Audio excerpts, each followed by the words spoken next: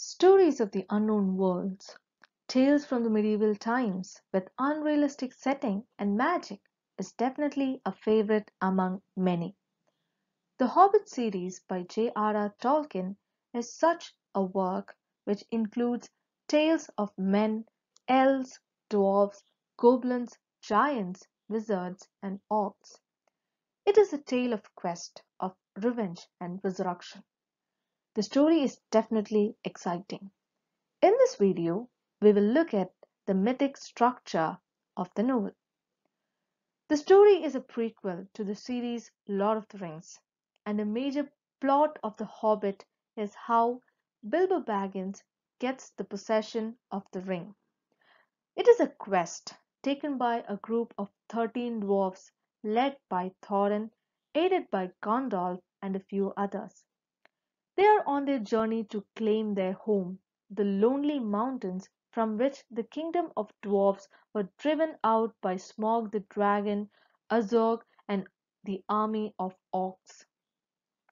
The dwarfs were outnumbered because their allies, the elves, were reluctant to aid them because the dwarfs did not share their wealth with the elves. It is a tale of revenge, good versus bad, and finally the dwarfs succeeding in reclaiming their home after facing multiple life-threatening challenges. It is what makes the novel a mythic as well as a fantasy novel. In order to analyze the mythic structure of the novel, the contributions on the narrative aspects documented by Christopher Vogler in his book The Writer's Journey is utilized. According to him, for a story to be mythical, it should involve 12 stages. The stages are the ordinary world, call to adventure, refusal to the call, meeting with the mentor, crossing the first threshold, test, allies, enemies, approach to the innermost cave, ordeal, reward, the road back, resurrection, return with the elixir. In Hobbit, we see all these stages. The story is narrated in flashback, and the person from whose memory the story is told is Bilbo. The first stage is the Hobbit Shire, the ordinary world. It is the place where mortal beings fend to find their living, and the biggest demons they encounter is themselves. The importance of this Shire is that it makes the contrast more startling. The difference between the world of dwarfs, elves, demons, and that of the Shire highlights the presence of the ordinary world. There is simple order here: time to wake, to sleep, and to eat. No external threats that possess mortal danger. It is to this place Gandalf arrives asking Bilbo to join the dwarfs in their quest because the group needed someone who was smart, witty, and yes, a burglar. This is the call to adventure, which is met initially by a refusal from the part of Bilbo. It is when Bilbo refuses, Gandalf rises to the role of mentor for him, and Bilbo joins the troop on their journey. The fifth stage is crossing the first threshold.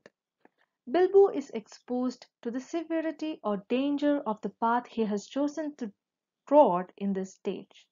His first encounter is with the trolls, who decides to eat the dwarfs, but the wit of the hobbit saves everyone from the trouble they landed in. Later, a series of dangers are unleashed upon them. In this stage, they encounter the spiders, the elves, the goblins, the orcs, and Azog himself. These are their tests, allies, and enemies.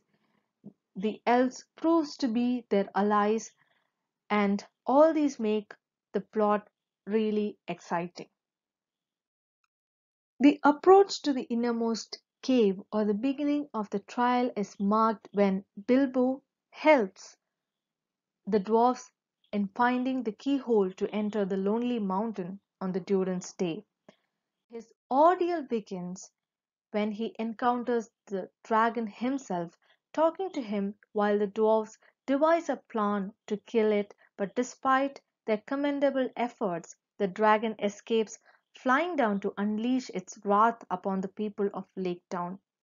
There, the dragon meets its end at the hands of the dragon slayer who possessed the black arrow.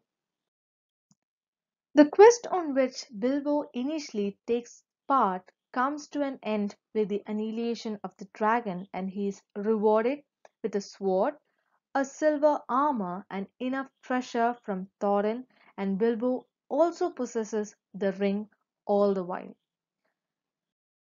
The 10th stage is the road back home, and Bilbo sets on this journey, but he is forced to stay back due to the crisis that comes along, which is the stage 11, the resurrection. It is quite unexpected and adds to the mystery of the story. When Thorin finally attains all the wealth, he refuses to keep his word to the people of Lake Town or to the elves, which causes chaos, and soon a clash begins between the elves, the dwarves, and men. But before it progresses, the army of Azog reaches there, and it is followed by the Battle of the Five Armies. Gandalf, Radagast the Brown, and the other wizards defeat Sauron and cast him to the east as well. All the while, Bilbo is there using his ring in between, trying to help as much as he can. The story ends with the destruction of evil, the good remaining, but along with the loss of a few favorites, namely Thorin, Fili, and Kili. The last stage is the return with Elixir, and this time Bilbo leaves to the Shire with everything he earned and a lot of treasured memories, and above all, the ring. He saves the Middle Earth from the great agony of finding the ring for many years, because the ring remains in the humblest of all abodes, the Shire. To conclude, the story of Hobbit is a tale of adventure. There is excitement at every turn and a curiosity in the reader as well. The reason that Bilbo is narrating the story makes it more exciting. Truly a tale of fantasy and mythic structure. Let's recollect what Bilbo says. Let's put it into practice. Go back? No good at all. Go sideways? Impossible. Go forward? Only thing to do. On we go.